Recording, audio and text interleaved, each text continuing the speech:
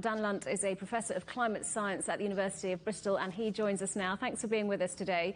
So this report says that major economies are still extracting too many fossil fuels and will continue to do so despite targets to cut their use. Why is that?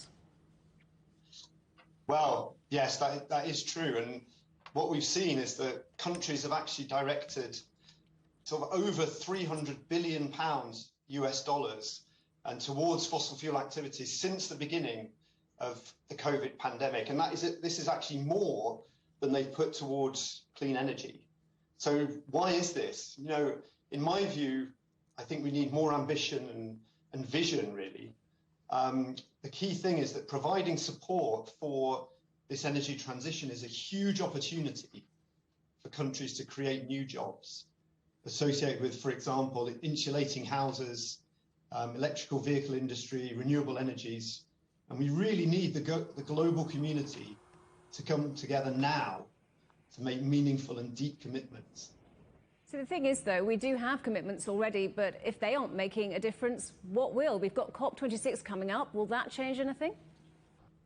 Well, you know, it is still possible for a difference to be made at COP. The ball is sort of slipping through our fingers, if you like, but we haven't yet dropped the catch. This really is a crucial moment, potentially a turning point in the history of the Earth, really.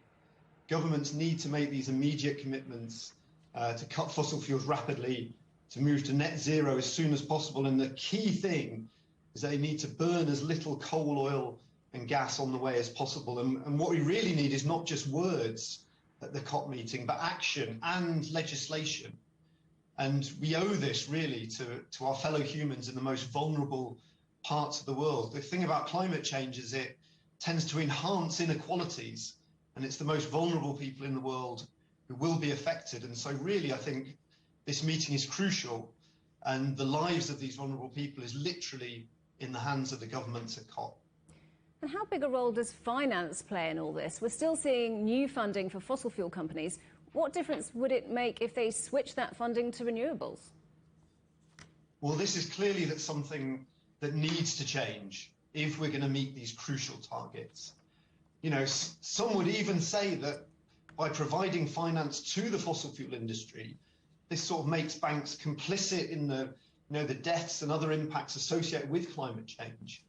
However, there are, like I said, there are huge and exciting investment opportunities in the new green industries that are required for this energy transition. And so financiers can have a role here.